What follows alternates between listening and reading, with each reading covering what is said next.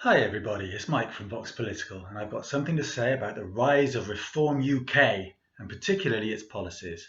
Please watch to the end, and if you approve of what I'm saying, like, comment and subscribe. Let's dive straight in. So Reform UK is celebrating a by-election victory in Runcorn and Helsby, its 5th parliamentary seat, and making gains in local council elections. So I think it's time for the public and the media to take a long, hard look at what this party actually stands for.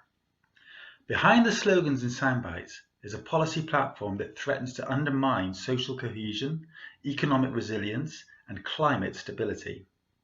Let's break down Reform UK's core positions and why they're not just unworkable, but actively harmful. First, let's look at immigration and how Reform UK is playing politics with people's lives. Reform UK's approach to immigration is rooted in a politics of fear, not facts. The party calls for a freeze on all non-essential immigration, creating a false divide between essential and non-essential workers, ignoring how economics function in the real world. The UK already has stringent immigration controls, and yet we face chronic labour shortages in key sectors like hospitality, agriculture, social care, and construction, industries that Reform deems non-essential. Cutting off access to international talent in these areas doesn't just hurt migrants, it hurts British workers and businesses too. By stoking anti-immigration sentiment, the party fosters division and xenophobia while offering no viable solution for the complex challenges of global mobility and domestic workforce planning. Next, let's look at net zero and the victory of ideology over innovation on Reform's policy platform. Reform UK's pledge to scrap net zero targets is a declaration of climate denialism dressed up as economic populism. The party's claim that green policies destroy jobs and drive up bills is deeply misleading. In reality, the transition to clean energy is one of the UK's biggest economic opportunities, spurring innovation, creating skilled jobs, and reducing dependence on volatile fossil fuel markets.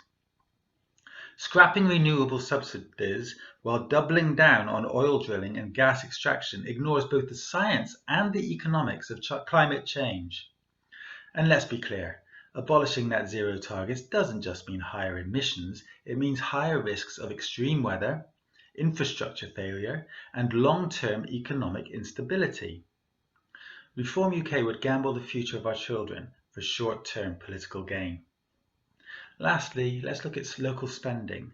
Musk-style governance is not the answer. Invoking Elon Musk as a model for local governance should be a red flag in itself. Reform UK's proposal to slash public spending, bring in auditors, and wage war on remote working is a caricature of cost-cutting masquerading as reform.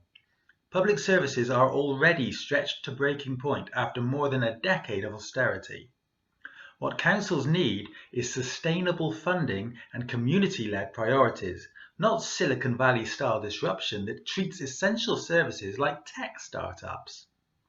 Ending remote work in local government is also an ill-conceived attack on flexibility and productivity. Hybrid working models have enabled more inclusive, efficient, and resilient workforces. Scrapping them would be regressive and wasteful. Pulling out to the bigger picture, we see that Reform is reactionary politics in disguise. Reform UK brands itself as a movement for common sense change, but its policies are rooted in a reactionary worldview, opposing immigration, environmental protection, and the role of the public sector. This is not reform, it's regression. The party's growing electoral success should worry anyone who cares about fairness, sustainability, and fact-based policy making. It's crucial that progressive voices confront this threat, not by ignoring it, but by exposing the real consequences of the Reform UK agenda.